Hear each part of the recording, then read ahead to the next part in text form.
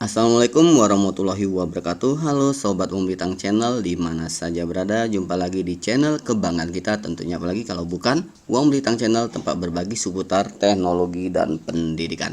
Rekan-rekan sahabat Uang Bintang Channel, di mana saja berada, pada kesempatan kali ini kita akan membahas terkait tentang soal-soal yang akan dihadapi. Mungkin ya ini hanya sebatas gambaran aja, yaitu tentang UKPPG 2025. Mudah-mudahan kumpulan soal-soal ini akan bisa membantu teman-teman dalam menghadapi ujian UKPPG, dan semoga hasilnya bisa maksimal ya teman-teman dan dinyatakan lulus. Amin ya robbal alamin. Sebelum kita lanjut masuk ke soal, terlebih dahulu mohon bantuan rekan-rekan semua untuk like, share, dan subscribe ya, karena dengan bantuan like, share, dan subscribe teman-teman semua, channel kita bisa berkembang dan terus berkembang sehingga bisa dimanfaatkan atau dirasakan manfaatnya oleh rekan-rekan di seluruh Nusantara. Amin ya robbal alamin. Terima kasih supportnya teman-teman semua. Oke, kita langsung masuk aja ke nomor 1. Nah, di sini kita akan jedakan dikit setelah membaca soal pilihan ganda, kita jedakan dikit dan memberikan waktu kepada rekan-rekan untuk mencoba menjawab. Sama nggak ya kira-kira jawaban kita dengan jawaban teman-teman ya. Oke, kita dari nomor 1, yaitu bagaimana strategi komunikasi empati yang dilakukan guru ketika mengetahui siswanya salah menjawab pertanyaan. Nah, ini kasus yang sering kita temui dalam kehidupan sehari-hari di sekolah ya teman-teman. Oke, apakah A, menginstruksikan dia untuk membaca materi pembelajaran untuk kedua kalinya? B, mintalah teman sekelasnya membantunya menjawab pertanyaan tersebut. C, mengulangi pertanyaan tersebut untuk membantunya menjawab pertanyaan dengan benar. D, minta dia mengerjakannya di rumah sebagai pekerjaan rumah. Sekali lagi, bagaimana strategi komunikasi empati yang dilakukan guru ketika mengetahui siswanya salah menjawab pertanyaan? Strategi komunikasi empati itu perlu ditekankan. Gimana teman-teman? Oke. Apakah A, B, C, atau D? Ya, benar, jawabannya adalah C, yaitu mengulangi pertanyaan tersebut untuk membantunya menjawab pertanyaan dengan benar. Kita langsung masuk ke nomor 2. Jiwa guru antara lain berkorban di lingkungan masyarakat. Hal tersebut sangat penting dengan alasan A, sebagai inspirasi kebaikan. B, suka memberikan donasi. C, pendidikan relatif tinggi. D, taat membayar pajak. E, mengajar peserta didik. Sekali lagi, jiwa guru antara lain berkorban di lingkungan masyarakat. Hal tersebut sangat penting dengan alasan. Apakah A, B, C, D, atau E? Ya, langsung aja ya teman-teman. Kayaknya ini lebih simple ini jawabannya, yaitu tentunya yang A, yaitu sebagai inspirasi kebaikan. Oke, langsung kita masuk soal yang ketiga. Seorang kepala sekolah di perkampungan kumuh, sebuah kota besar dengan sebagian besar peserta didik berasal dari keluarga prasejahtera. Ketika akan memutuskan acara kelulusan siswanya, beliau mempertimbangkan nilai-nilai keadilan. Oleh karena itu, kebijakan yang diambil oleh kepala sekolah tersebut adalah A, acara kelulusan mengundang keluarga peserta didik. B, orang tua menjadi panitia acara kelulusan peserta didik. C, peserta didik yang nilainya kurang tuntas tetap diluluskan. D, acara kelulusan menampilkan kreasi peserta didik. E, penyelenggaraan acara kelulusan secara sederhana. Oke, yang mana teman-teman? Ini kasusnya kita ulangi lagi. Seorang kepala sekolah di perkampungan kumuh, ini perkampungan kumuh ya teman-teman, di sebuah kota besar dengan sebagian besar peserta didiknya itu berasal dari keluarga prasejahtera. Nah, ketika akan memutuskan acara kelulusan siswanya, beliau mempertimbangkan nilai-nilai keadilan. Perlu digarisbawahi nilai-nilai keadilan. Oleh karena itu, kebijakan yang diambil oleh kepala sekolah tersebut adalah apakah A, B, C, D, atau E? Itu digarisbawahi nilai-nilai keadilan. Oke, jawabannya tentunya yaitu yang E, yaitu penyelenggaraan acara kelulusannya secara sederhana. Berikutnya yaitu nomor 4. Tradisi yang dikembangkan seorang guru dalam pengambilan keputusan di suatu rapat sekolah hendaknya mengarah pada A, kebiasaan bermusyawarah untuk mufakat. B, memperhatikan semua pendapat anggota. C, memperhatikan waktu yang tersedia dalam rapat.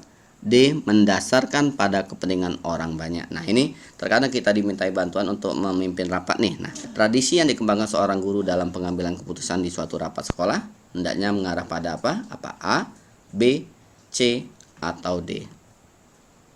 Ya, tentunya yaitu yang D, mendasarkan pada kepentingan orang banyak.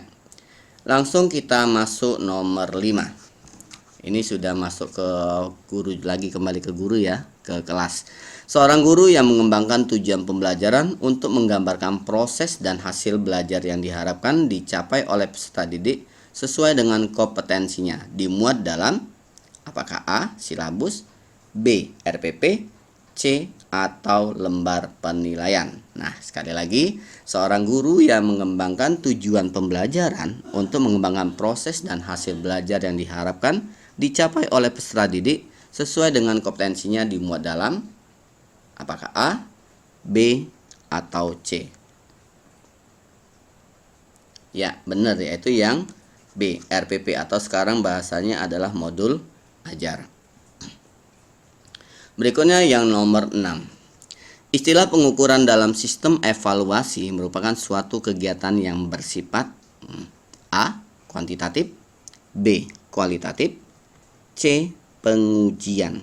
Oke, yang nomor 6 ini tentang pengukuran dalam sistem evaluasi merupakan suatu kegiatan yang bersifat apakah A, B, ataukah C? Ya, evaluasi. Benar, yaitu kuantitatif ya, yang A pilihannya. Oke, berikutnya yang nomor 7. Perhatikan indikator butir soal berikut. Mendeskripsikan ciri-ciri rangkaian paralel. Butir soal yang paling sesuai untuk mengukur ketercapaian indikator tersebut pada paper and pencil test adalah A. Tuliskan ciri-ciri rangkaian paralel. B. Gambarkan ciri-ciri rangkaian paralel. C. Jelaskan ciri-ciri rangkaian paralel. Sekali lagi, indikatornya ada, yaitu mendeskripsikan ciri-ciri rangkaian paralel. Butir soal yang paling sesuai untuk mengukur ketercapaian indikator tersebut pada paper and pencil test adalah apakah A, B, atau C?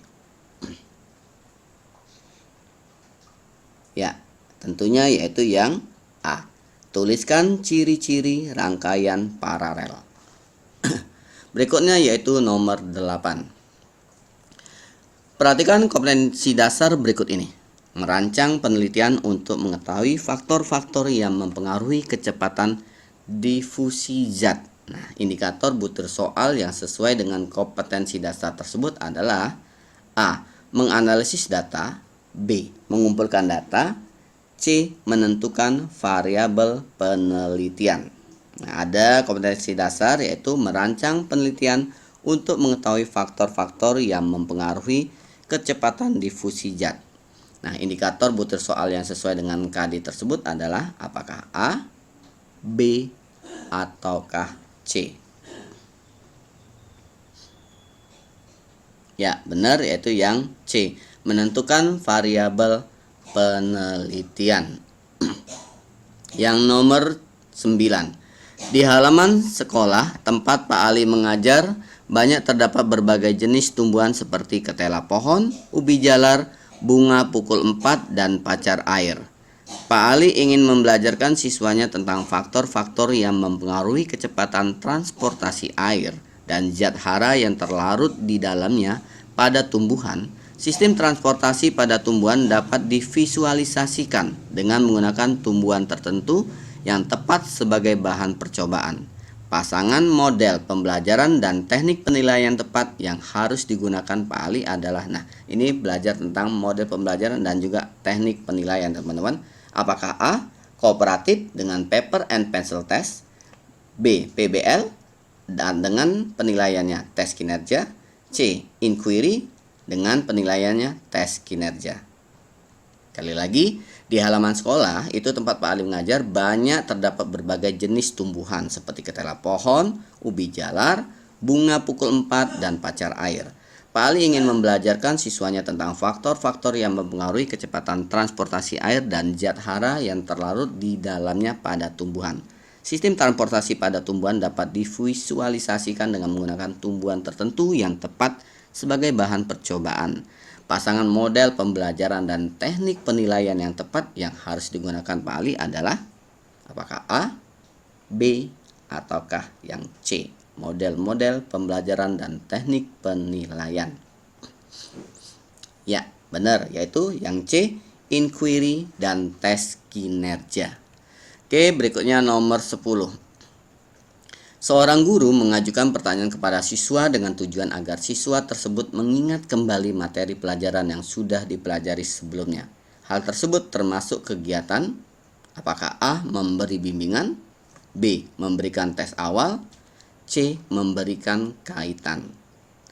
Sekali lagi, seorang guru itu mengajukan pertanyaan kepada siswa dengan tujuan agar siswa tersebut mengingat kembali materi pelajaran yang sudah dipelajari sebelumnya. Hal tersebut termasuk kegiatan apakah A, B, ataukah yang C? Ya, benar, yaitu yang C, memberikan kaitan. Berikutnya nomor 11. Faktor utama yang menyebabkan rendahnya motivasi dan prestasi belajar siswa adalah A. Pembelajaran kurang menghargai perbedaan individu siswa, B. Kurangnya sarana belajar yang lengkap di kelas, C. Siswa tidak mendapat bimbingan dari orang tua, D. Guru tidak memberikan umpan balik secara langsung. Sekali lagi, faktor utama yang menyebabkan rendahnya motivasi dan prestasi belajar siswa adalah apakah A, B, C, ataukah D? Monggo teman-teman, jawabannya apa kira-kira? Nomor 11. Nah, di sini kami jawabnya yaitu yang B, kurangnya sarana belajar yang lengkap di kelas. Bisa jadi itu faktor menyebabkan rendahnya motivasi dan prestasi belajar. Berikutnya, nomor 12. Pada percobaan analisis kadar abu terjadi kecelakaan kerja. Salah satu siswa tersentuh wadah bahan yang panas. Tindakan pertama yang tepat pada bagian tubuh siswa yang terkena benda panas adalah A. mengolesi dengan alkohol, B. mengoleskan pasta gigi, C. mendinginkan dengan es. Apakah yang A, B, C? Sekali lagi, pada percobaan analisis kadar abu terjadi kecelakaan kerja, salah satu siswa tersentuh wadah bahan yang panas. Tindakan pertama yang tepat pada bagian tubuh siswa yang terkena benda panas adalah apakah A, B, ataukah yang C? Monggo teman-teman diaturin jawabannya. Nomor 12. Ya, yaitu yang C, mendinginkan dengan es. Nomor 13. Teori belajar yang memandang belajar sebagai hasil dari hubungan antara stimulus dan respon disebut A. konstruktivistik, B. behavioristik, C. kognitif, D. humanistik. Sekali lagi, teori belajar yang memandang belajar sebagai hasil dari hubungan antara stimulus dan respon disebut apakah A, B, C, ataukah D? Yang mana teman-teman kira-kira nomor 13? Ya, benar, yaitu yang B, behavioristik ya, behavioristik. Oke, ya itu saja untuk yang part 1 kita sampai 13. Nanti kita lanjutkan di part 2 nomor 14 sampai sekian ya teman-teman, karena kami siapkan ini 50 latihan soal untuk menghadapi UP-PPG tahun 2025. Semoga contoh-contoh soal ini bisa membantu teman-teman, dan kami doakan semoga tesnya nanti diperlancar, dipermudah, dan hasilnya mendapatkan yang hasil maksimal dan dinyatakan lulus ujian PPG-nya. Amin ya robbal alamin. Sekali lagi mohon bantuan teman-teman untuk like, share, dan subscribe supaya kami lebih semangat lagi untuk mengembangkan channel kita ini dan terus berbagi sehingga bisa dirasakan oleh seluruh rekan-rekan di Nusantara. Amin ya robbal alamin. Terima kasih. Kami akhiri. Wassalamualaikum warahmatullahi wabarakatuh.